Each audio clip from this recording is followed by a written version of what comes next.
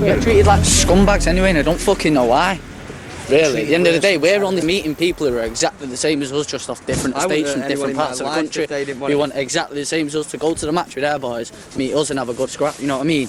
Good fair fight, like. The general public, they'll think hooligans or lads, casuals, whatever, they're going to go down to the game, anyone who's from a different town, different club or whatever, will just attack them and start hitting them from over. Oh, we don't fucking do that. We don't want to fight random people, we want to fight the firms, and that's what we did.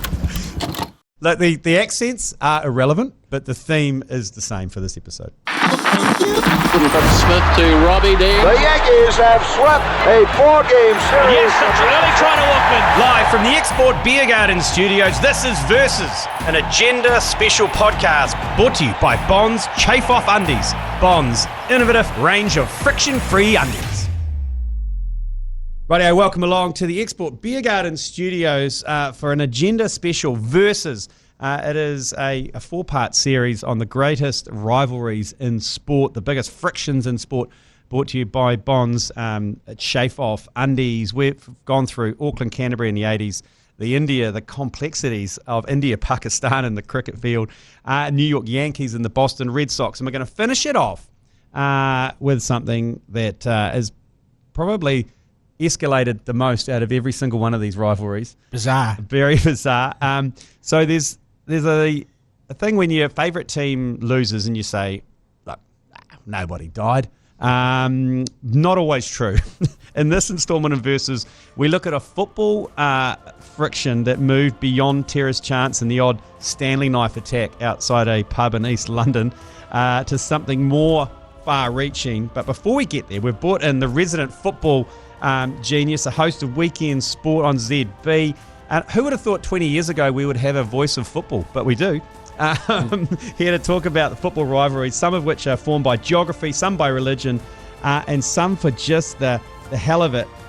Piney, it's a bit different from crowds before Stop Out versus Seatoon FC, I'm guessing, but conflict and if we're honest, hatred has always been at the heart of some of these classic football rivalries. Like, what off the top of your head, what are some classics for you? Yeah, good to be here, boys. Look, I think you land on the old firm rivalry, Celtic v Rangers to start with. I think that's generally accepted to be one of the fiercest in football, both based in Glasgow, of course, divided across sectarian lines, the Catholics of Celtic and the Protestants of Rangers.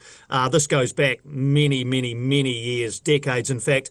These two met in the Scottish Cup final in 1980. After the game, the fans raided the pitch and had a big fight, and that led to alcohol being banned at Scottish football matches. Jesus. Forever. Forever. So that was the catalyst for that. Then you get to, the Superclasico in Buenos Aires, River Plate against Boca Juniors, the passion of the South Americans. In England, Liverpool against Manchester United, the Northwest derby. These two absolutely hate each other. They're so close in proximity and normally challenging at the top end of the Premier League as well. And then it gets closer to home, you get something a bit tamer but more recent, and that's Wellington Phoenix Auckland FC, which is a relatively new rivalry. The brash new boys from the 09 against the established boys from the capital, and Auckland FC obviously bragging rights there for the first season of that rivalry. Yeah, we heard at the top of the show there, Dylan Cleaver. Can you tell the difference between a Manc and a Scouser? That sounded very Scouse, actually. Yeah. I thought there might have been a Manc that came in towards the end, but the star of that particular clip, I'm pretty sure, resided in Liverpool. Yeah, that was I enjoyed that clip because at the end he kind of tried to be a bit more fair. He goes, look, I mean, we don't scrap anyone. We only scrap the ultras, But if you come to our town, we will attack you. So that's obviously stemming from that Liverpool Manchester. Yeah, those two rivalry. cities. It's not just football for those two cities. They genuinely hate each other. And again, it's got historical roots. Liverpool was the big seafaring port and the economic hub of UK. And then they built the Manchester Channel, yes, which essentially took all a lot of the trade away from Liverpool straight up the river to Manchester. Very similar to Boston and New York. Precisely, with the Erie Canal. There's a lot of canals in this podcast. Yeah, there's canals. I think canals may be the root of all this evil. But you're a big Liverpool man, obviously. You wear your Liverpool heart on your sleeve, Piney. Do you hate Manchester United because of that? No, I mean, I think there's that.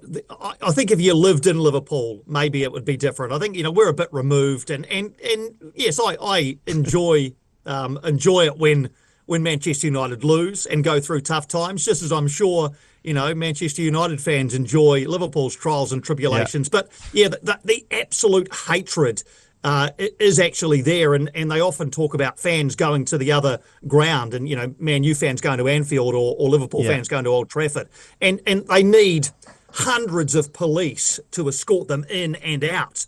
And they're often left in the ground for an hour and a half after the final whistle to let most of the fans leave. It's well beyond what happens on the football pitch. Yeah, football's funny like that, isn't it? It is like there is a violent aspect to it. I went to a River Plate game when I was in Buenos Aires, and we went in there and we were with the home team, but there was the away section, which is basically like a prison at the end of the ground, like, barbed wire everywhere, just taunting each other the whole time. And then I was sitting next to some locals, and the game finished, and they all sat down and then just started having sandwiches and having a drink. I'm like, can we go? Like, they're like, no, you got to wait for the away fans have got to go. And we're like, well, how long does that take? And they said, up to an hour. And so, because they won, so the away fans just chanted for like half an hour. And then the police had to, and then we had to sit there and give them like an hour head start before they chased after them and had a fight with them. But it was crazy. But it's not just restricted to club though, is it, Piney? Well, international football.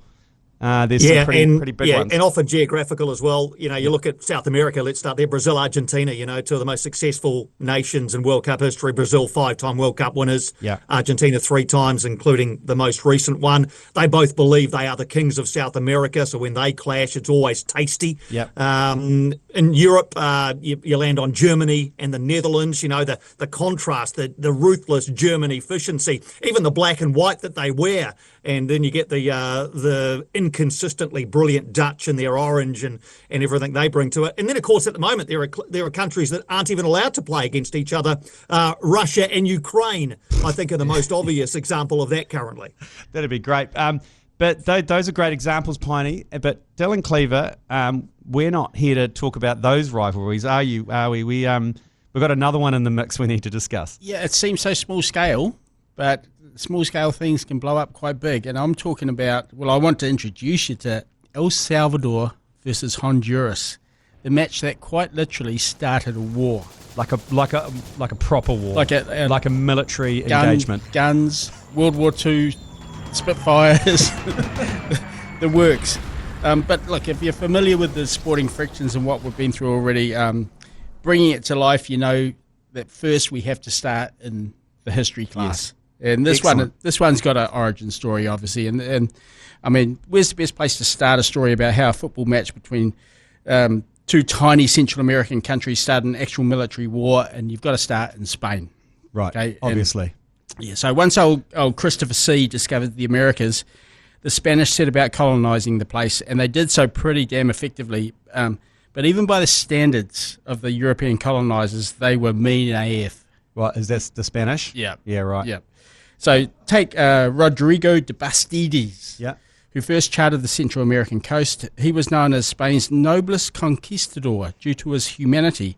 But Mike, you don't have to do a Spanish conquistador accent here. Okay. You can give it a go. But I want you to read out the quote that's attributed to him as he landed in Central America. Okay, so he's landed in Central America, and this is what he delivers to the people of the Central America, the locals. Yeah. I don't know how they did the whole translation thing. Okay. But this is his welcome speech.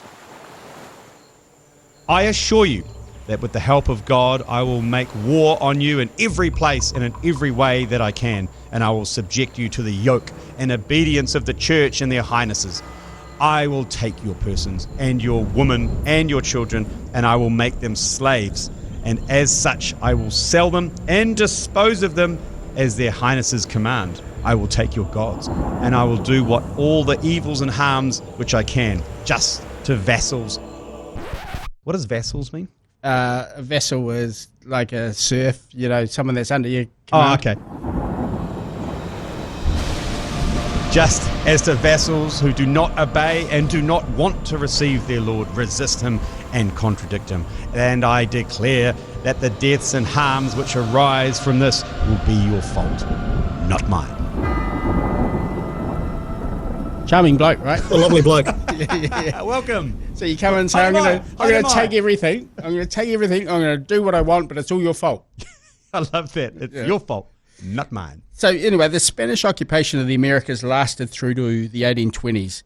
And then Spain was becoming crippled at home by the Napoleonic Wars and the costs associated with that. And they couldn't be arsed dealing with the Central American isthmus after that. And plus the locals were going all woke and wanting a bit of self-governance and all that stuff. Goddamn wokesters. Yeah. And all of that would have been fine, except the Central Americans didn't really know how and where they wanted to be ruled from. So you had this sort of awkward situations where the northern states of Central America wanted to merge into Mexico, which some of them did. Panama in the south hooked up with Colombia. Yep. And it kind of left the middle to be argued about how they wanted to be ruled. So what you essentially got from that was 5 city-states that became countries. Out of Guatemala City came the country Guatemala, apart from a chunk of it which remained British Honduras. Out of Tegucigalpa, great name. Yeah, came Honduras. Out of San Salvador, you got El Salvador. Out of San Jose, you got Costa Rica. And Managua was the capital of Nicaragua. Panama divorced from Colombia over arguments about the canal. And British Honduras became Belize in 1973. And that gave us the Central America that we know today. But the lasting effects of colonisation and the kind of gross disparities between rich and poor left them really unstable states. They were vulnerable to crime, revolution, military juntas, and influence from regional and global powers. In other words, the region was a fragile sort of tinderbox, and the place just needed a spark to set something off bigger. And that spark was? That spark was the 16-team 1970 World Cup to be hosted by Mexico, just up the road. Yep. Bloody great World Cup, actually. One of the very best. Great World Cup. Who won that World one? Cup. 1970 World Cup, Mexico World Cup. Who won that in the end? One of the greatest teams ever to grace the international stage. The 1970 Brazil team had Gerson, Carlos Alberto, Pelé. I think Garrincha, was he still around then? Jairzinho. They were absolutely magnificent. And the colours that came off the TV screen from Mexico as well, they were just so vivid. I don't think we'd ever seen anything like it before. And that Brazilian team, the goal that they scored in the final against Italy, the fourth one that Carlos Alberto scored, just you still watch it today and marvel at these wizards in yellow. Well, close your eyes and imagine it, Piney. Here's the audio of Carlos Alberto's goal in that final. Erzino, faced by Facchetti. Oh, it's not a bad ball for Pele on the right side. It's Carlos Alberto. And what a great goal that was! Carlos Alberto. Well, I thought he was speaking a different language at the start there. I was like, is he speaking Spanish? But no, he wasn't. It was, what a cracking piece of radio commentary. Right, so we've got the World Cup, 1970 World Cup. So we've got a bit ahead of ourselves. Yes. Yeah. Okay. So this is, but it's still unstable throughout this period. So you got to get there. You got to get to the World Cup, yeah. And only 16 teams in the World Cup compared to now. Piney, what is the updated one that's happening next year in the US? 48 next year, Mike. 48 teams. And hasn't someone proposed 60 for the future or something like that? I'm sure. It's 64. It's one of those. I think it's a junior tournament. You just enter it. You don't have to qualify anymore. Hey, I'm not arguing because the All Whites are there. They've pretty much got an automatic entry every year, so I'm not arguing with it. Okay, so they've got to qualify for the 16 teams. So it's hosted in Mexico, so Mexico are automatically there. That left the 12 CONCACAF nations, which is a confederation of the North and Central America and Caribbean. So they were competing for one spot. Which was pretty tricky because Mexico already in there. Yeah. First phase was made up of 4 3-team groups with the winners progressing to what was effectively semi-final. And it's a funny old draw, and it shows you how different football was in those times and who took it seriously. Like the USA, this giant country that at the time had a population north of 200 million, played Canada at Atlanta in front of 2,000 people. At the same time, Guatemala, whose population was about 5 million, hosted Haiti in front of 54,000 people. it was very much a Latin American game at that stage. Guatemala and Costa Rica finished second in their pools and were gone, but El Salvador and Honduras qualified for the next phase, where they were drawn against each other in a home and away semi-final. Okay. And like the simple fact of the matter is, like if you just read out the scores, Honduras won their home leg 1-0 thanks to an 89th minute goal from Leonard Wells, classic Spanish name. Totally. And El Salvador was too strong in their home leg, winning 3-0 thanks to a double from very unfortunate looking man, actually, Juan Mon Rodriguez, and another from Elmer Acevedo. There was nothing in those days about away goals or anything as crass as goal difference. So basically it meant that you had to have a playoff decider in neutral territory of Mexico City, which was to be played on June 27, 1969. But we actually do have to zoom in a little bit. Okay, so we're at this stage, we're at the playoff game in Mexico. Yeah. But we have to go back a little bit. We do have to go and look at the matches and the kind of tensions that surround those matches. That, you know, every country in Central America is close. It's only a tiny little spit of land, really. But El Salvador and Honduras quite literally nestle up. So they sit side by side. I mean, the distance between the capitals, San Salvador and Tegucigalpa, is 200 k's basically, which is Auckland to Rotorua. Okay. Effectively. And while there's sort of cultural and demographic differences between them, the majority of the populations are mestizo, which is a mixed race between the indigenous races, which I guess were the Aztecs and going back to the Aztecs and Spanish. And while Honduras was much bigger, and it's all relative here, it's like 5 times as large as El Salvador in terms of land. El Salvador had a far bigger population, 3.7 million to 2.6. And so quite literally, just because of a land and a space issue, loads of El Salvadorians migrated to Honduras in search of work and land. Like there was an estimated 300,000, which is a huge chunk of their population, that was living in Honduras. And this is a very common theme the world over, really, we're getting into now, which is there was frustration for both of them. The Honduras was the very definition of the banana republic. I mean, that's where the term comes from. The United Fruit Company, which was an American company, owned essentially most of the spare land. Which they grew bananas on? They grew bananas on, which was originally grown. Oh, jeepers, we can go right into rabbit holes here about bananas and monopolistic. Maybe we'll save that for another series. We'll leave that. Yeah. We'll leave Fruit that and sport, okay? But anyway, the US was putting pressure on the Honduras government to protect its land from these Salvadoran squatters. In 1967, there were acts passed that basically took the land off the El Salvadorian immigrants and redistributed it to native-born Hondurans who had become frustrated with this idea of cheaper El Salvador labour. Again, we're talking very universal themes that we see the world over now. So it was taken off the Salvadorans. Didn't matter about their ownership or immigration status, whether they'd married Hondurans. Then thousands were expelled from the country. So that was the kind of tensions in the background. There was political beef. There were political and social beef going on before the series even started. So the two countries just effectively didn't like each other. The night before the first match, El Salvador's players claimed they were harassed in their hotel and prevented from sleeping. When Honduras scored the late winner, it was too much for the Salvadorans in the crowd. They rioted and tried to burn down the stadium, as you do. That's extreme. In San Salvador. Admittedly, I felt like doing that when I was at Lord's and we lost that World Cup final. And it crossed my mind. Did you have a lighter on you at the time? It crossed my mind to burn that unholy place down, but I didn't.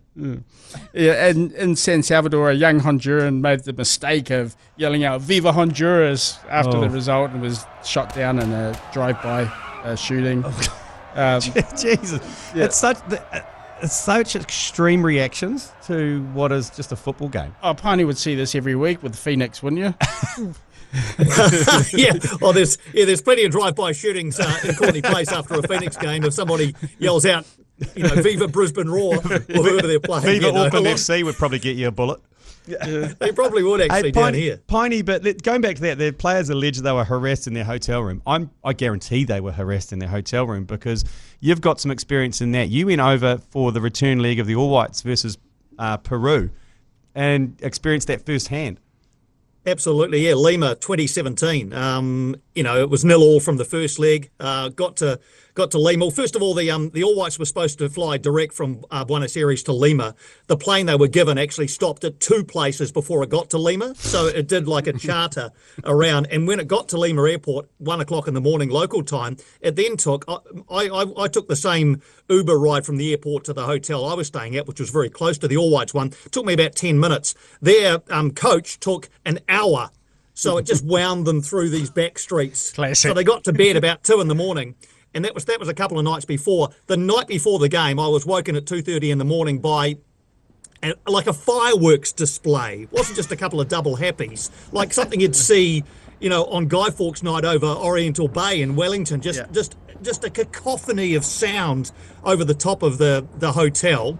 So they got woken up, and then when they were trying to get some rest in the morning, the Peru Air Force flew 3 or 4 of their fighter jets over the top of the hotel. So the whole country was adamant that Peru were going to win this game, and they by any means possible. That is hilarious. What could New Zealand have responded with when they come here? A couple of Iroquois helicopters? They're pretty loud. If you hover those over they're pretty old and loud. The chances of it actually falling into the hotel would be real, though.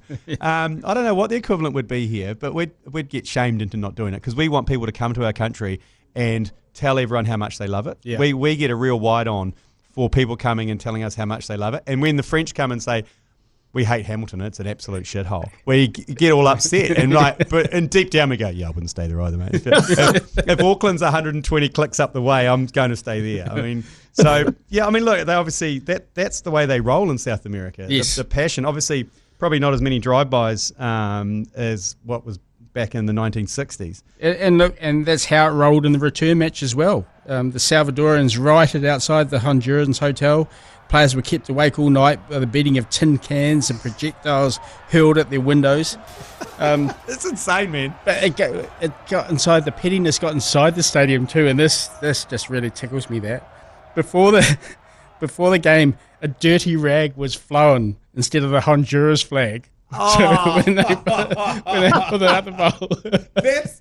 That's actually pretty good. Like, I prefer that over the guns and the drive-bys and the fighter jets. That's quite good. So El Salvador won that return match 3-0 as discussed. Trouble kicked off big time back in the Honduran capital. Shops owned by Salvadorans were sacked and looted, while cars that had Salvadoran number plates were burnt out. A small exodus of Salvadorans from the Honduras, however, became a massive one immediately after the game, because it wasn't just football fans getting into it. Then, unfortunately, politicians and journalists in both countries really started entering the fray and launched what was a propaganda war of real vitriolic intensity. Okay, so they've played a game. They've played 2 games. It's 1-1. Yeah. The amount of shit that's gone down. You'd think, should we probably play again, or something might toss happen? A coin, yeah, maybe? Something's probably going to happen in the last game. Or get FIFA to just manage to wangle it so we both get in. To do anything to avoid this playoff. It seems like the writing's on the wall around what's going to happen in this third match. And I love it how FIFA have probably said, look, we'll play it in neutral territory. Okay, we'll play it in Mexico. What's the worst that can happen?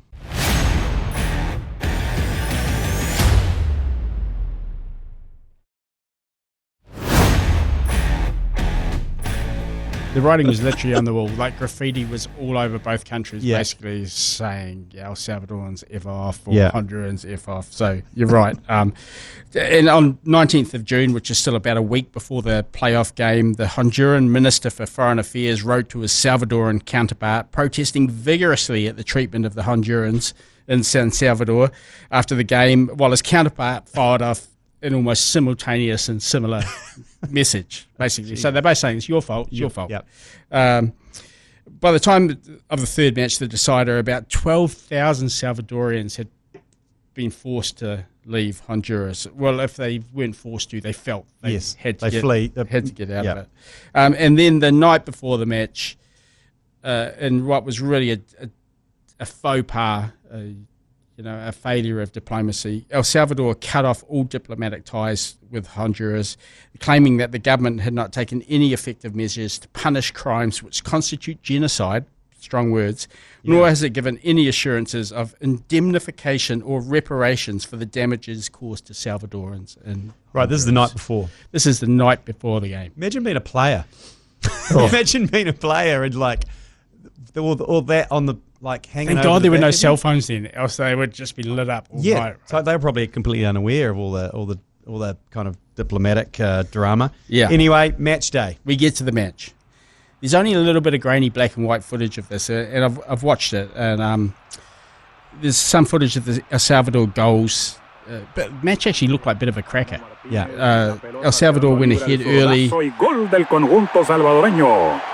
Gol de Juan Ramón Martínez. Honduras equalised through Rigoberto Gomez, and this pattern was repeated. Chileneta. Gol del conjunto hondureño, la Chula Gómez. And the match went to extra time at 2, which is just what it didn't want. Okay, I love that. Yeah. FIFA are like, What you want is 3-0 to one team early, and the kind of game just peters out into a dull game. Anyway, in the 101st minute, Pipo Rodriguez scored what turned out to be the winner for El Salvador. Elmer Acevedo para Mon, el pase hacia el vacío, Pipo la barrida. Gol del Salvador. Mauricio Rodríguez, Pipo Rodríguez. To be fair, it didn't look like great goalkeeping. right. I fear for the future of that Honduran goalkeeper. Yeah. But, maybe it was just different times, but it certainly didn't look like the most athletic attempt to save the goal. As could have probably been widely predicted, as you've probably already predicted, result didn't go down brilliantly in Honduras. Right, okay. no. How did they respond? With war. So on the other, put the football boot on the other shoe, on the other foot. Sorry. If Honduras had won, it would have been exactly the same response from El Salvador. Yeah. Okay. Yeah. Look, I mean, football was the spark. Yeah. The catalyst. Yes. But what we're seeing is a raising of regional tensions. Probably something would have happened to have made this war happen anyway. Yeah. But it just happened to be football. Football was a very convenient way for them to get all their frustrations Okay. out. So border skirmishes basically started happening almost immediately after the... So the final game whistle finished. goes. People finish watching the black and white footage. Out into the border, just start firing. Yeah. So El Salvador fired on a civilian plane in Honduran airspace. They claimed that 2 Honduran platoons had crossed the border. So the other countries in the region that were collectively known as the OAS, they were sort of sitting there going, "Easy, boys, easy. Calm down. Calm down.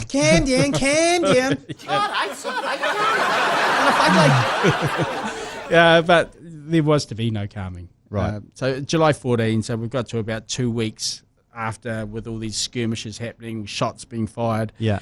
On July 14, the war began proper with the Salvadoran Air Force, which I thought was an oxymoron, but apparently did exist, attacking Honduran airfields while simultaneously evading with 2 regiments of ground troops. And they were humming, actually, initially. They made 40K in the first day, according to local papers. And this is also quite amusing. It was the first time the El Salvadorian military had ever been engaged in any kind of actual military field. So they were keen as mustard. They've been sitting Our around days arrived. We've been training for this. They've been sitting around in their car keys for a long time, thinking, is anything ever going to happen? And so Honduras responded, and so you had the sight of 2 military forces in 1969 going up against each other, using equipment that was almost exclusively cast-offs from the Second World War that countries had sold them, probably at inflated So you had prices. literally had Spitfires. Yeah, well, I'm not sure if they were Spitfires, but they were definitely propeller planes, Lancaster bombers? piston-driven planes. Okay. Yeah.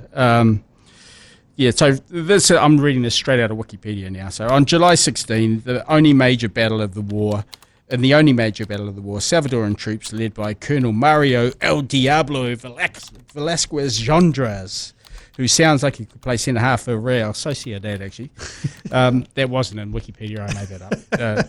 Reached and surrounded Nueva Jeepers, I can't even say that. Octopueque? Yeah, good effort there. Yeah. And following artillery barrages, Honduran forces retreated alongside civilians, leading to the town's capture. Both fronts stalled later that day due to ammunition shortage. Hang on that. Whoa, boys! Boys, I've run out. No bullets. I've got No bullets. No, guys, go. Me too. Sounds like the Nerf wars I have at my house. No. We're going to pick up the bullets. Going to pick up the Nerfs and then we'll reload and we'll start again. Yeah. So you can see that there probably wasn't a lot of material to keep this war going for a long time, especially when they hit Honduran resistance. And one of the last engagements of the war took place on the afternoon of 17th of July, and it was a dogfight, which involved 4 Corsairs and 2 Mustangs. Captain Guillermo Ronaldo Cortez, a Salvadoran, was killed. He was the highest-ranking casualty of the war. The football war, as we mentioned before, it was the last conflict in which piston engine fighters fought each other. Yeah. So, and look, this is what it's known in history. It was called the Football War. Some people call it the 100-Hour War, but it's not quite as sexy. Yeah. Football War sounds better. And after July 18, the OAS, the other countries of the region, basically intervened and said, this is ridiculous. Pump your brakes. You're making a mockery of war. Yeah. First of all, you can't really fight, and it was just a football game. The casualties lists are really unreliable. El Salvador claimed it suffered up to 700 casualties with 107 deaths. 3 aircraft were destroyed. Official records state Honduras suffered 175 casualties, including 99 deaths. But this is most probably bullpucky. Yeah. Because this, one parish priest alone claimed to have seen 400 bodies. Right. And the CIA was heavily active in the region at the time because you had Cuba on the doorstep there, and they was real worried that communism was just going to spread like wildfire through the region. So CIA was incredibly active in Central America, and they reported back that there was at least 1,500 deaths, with the vast majority of them being civilians. But, whatever the toll, don't let anyone tell you that, don't worry, nobody died. Okay, yeah, nobody died. Piney, this is the first I've learned of this, is doing this podcast about the football game that started a war. Is it amongst football fanatics? Is it something that's widely known that this massive grudge match of the 1960s resulted in a war? Not at all. No, I've learned plenty just listening to Dylan's account of it. It's not. It's look, and as you say, it should really be more widely known, shouldn't it? As you say, it's not something FIFA puts on posters. No, I'm not sure it's a great promotional tool, but and incredible as Dylan said. Look, tensions were simmering, weren't they? And it just needed something, and the football match just happened to be it. And I guess it's not surprising when I talked before about the passion that exists in football crowds. Not a surprise that was the spark that set things off. Yeah, they're a different level of passion in South America, isn't it? It's like you explained, the fireworks and the shithousery of driving them round and round in a coach at 2 a.m. and the fighter jets. It's another level that New Zealanders, I don't think, will ever understand, because we just don't have that. We're a bit too kind of sit down, shut up, and just watch a game of sport. Am I going too far, Piney, to say that this passion also is reflected in the way they play the game? Like what we would consider some fairly low behaviour in terms of like diving and simulation, and it's pretty much just part of the game in Latin America, isn't it? Like, you could be celebrated for being good at those aspects of the game, which is commonly known termed shithousery now. Yeah, very much so. Oh, no, it's celebrated over there. And it just feeds into the whole thing, Dylan, like you see, if a foul happens on a pitch, no matter how innocuous, and a guy does, like a triple somersault, hits the ground and rolls over 3 or 4 times, that just feeds into the passion, and the crazy thing is, if it's your guy who's been supposedly fouled, then you are just outraged. But if the script is flipped and it's an opposition player who does it, he's an effing cheat. So look, everything wrapped around it's something we don't get. I mean, we think we love our rugby, and we do. We think we're passionate about our sporting teams, and we are. But it pales in comparison to what happens in places like South America when there's a game of football on. I guess if there's one single act that exemplifies that, it's the way a lot of the world reacted to the Diego Maradona handball goal against England, where in Argentina they just think they literally call it the hand of God. Like it was build a man a statue. It exactly. was a magnificent act. It's also, is every child who's brought up in South America taught to wolf whistle to an extremely loud level? Because when you see those games and something doesn't go their way, like their players fouled, every single person wolf whistles, and it's just this cacophony of whistling. Like if you ask the New Zealand crowd, everyone goes, yeah. I prefer it to in Peru. Yeah. In Peru, when the All Whites arrived at the ground and walked out onto the pitch, it was exactly that, Mike. You know, it was just a cacophony of whistling as New Zealand's players made their way out onto the field. It was incredible, like nothing I've ever seen. So, yeah, it's a strange one because you can't bring instruments in. So what's the best instrument? A high-pitched whistle, punishing whistle. Don't mention the vuvuzela. You're going to give Piney conniptions about that. He went to South Africa and nearly drove him insane.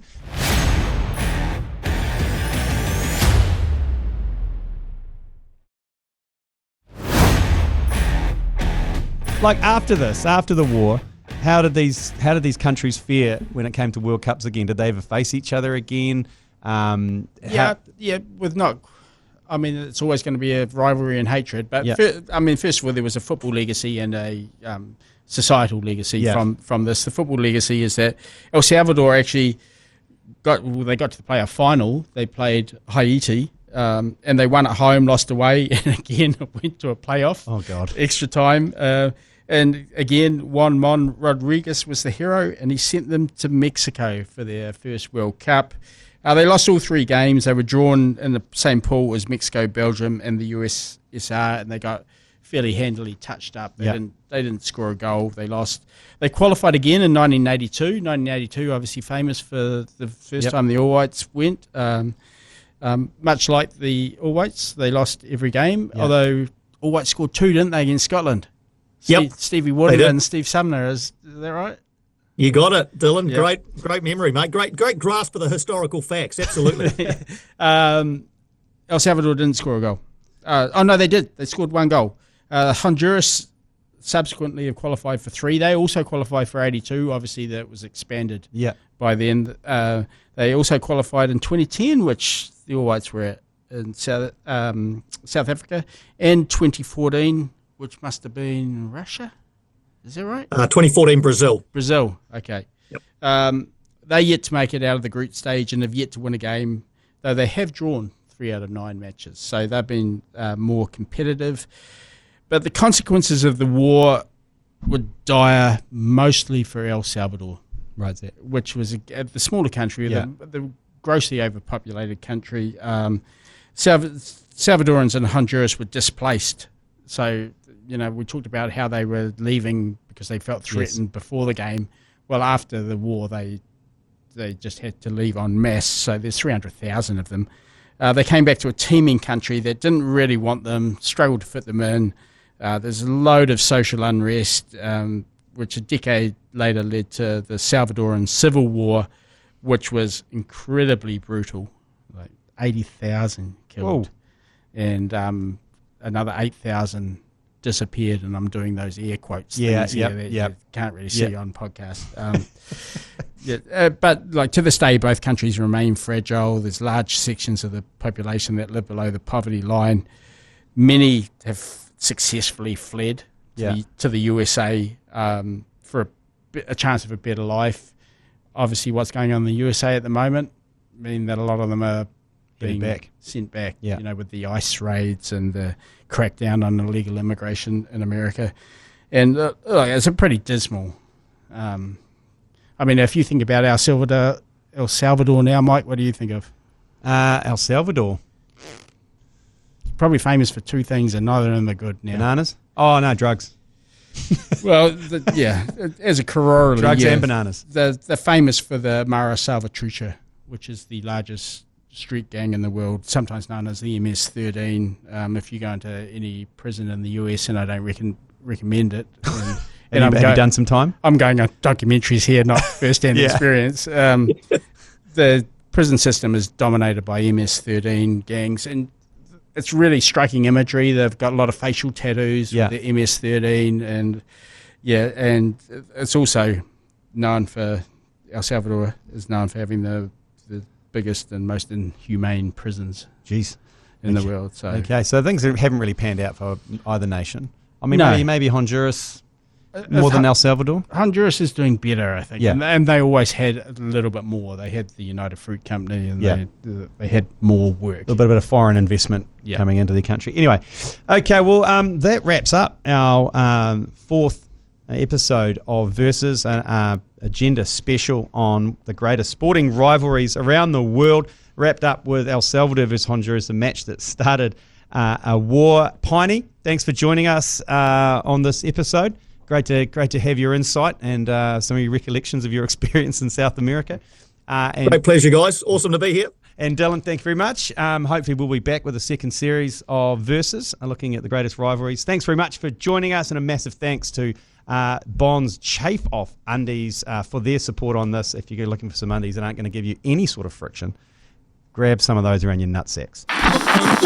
From Smith to Robbie D. The Yankees have swept a 4-game series. Yes, it's early try to Walkman. Live from the Export Beer Garden Studios, this is Versus, an agenda special podcast brought to you by Bonds Chafe Off Undies. Bonds' innovative range of friction-free undies.